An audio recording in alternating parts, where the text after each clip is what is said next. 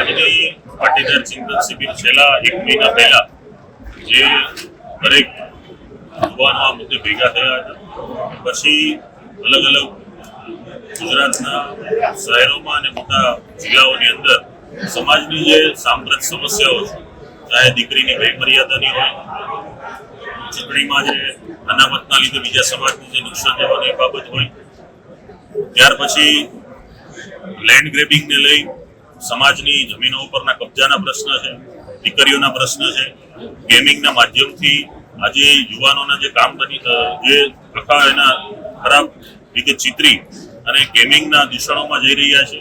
જેનાથી યુવાધન બરબાદ થઈ રહ્યું છે. આવા ઘણા બધા મુદ્દાઓ છે અને જે તે વિસ્તારની અંદર ત્યાંના સ્થાનિક મુદ્દાઓ પણ હોતા હોય છે. એવી રીતે આજે ભાવનગરમાં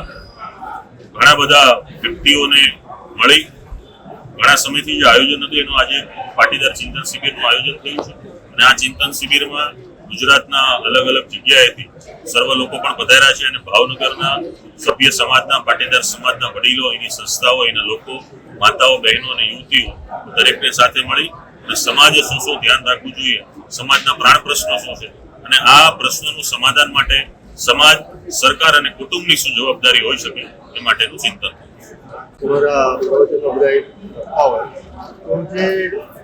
સમસ્યાઓ છે જે ખાસ કરીને લુખા તત્વોની જે વાત કરી ઘણી જાય છે,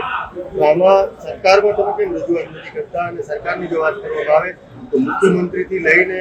ગુજરાત સરકારમાં, કેન્દ્ર સરકારમાં પાટીદારના અનેક માથાઓ, મોટા વ્યક્તિઓ છે, તો ત્યાં સુધી કેમ બધી વાત પહોંચતી સરકાર નથી આપતા? દીકરી વાળો જે પ્રશ્ન છે માત્ર પાટીદાર સમાજની દીકરી સિવાયની વાત, લુખાઓનો પ્રશ્ન છે પણ ખાલી પાટીદાર સમાજનો પ્રશ્ન નથી.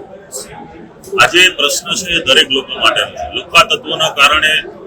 સામાજિક સુરક્ષાનો ભંગ થાય છે, કાયદા વ્યવસ્થા બગડે છે, તો દરેક લોકોને અસર કરે છે.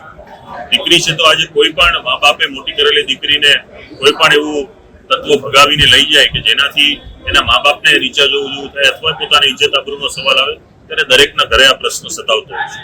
પાટીદાર સમાજ આનું ચિંતન કેમ કરે છે? તો કે પાટીદાર સમાજને પણ આ પ્રશ્ન અસર કરે છે, બીજા સમાજને પણ આ પ્રશ્ન તો અસર કરે જ છે. પાટીદાર સમાજ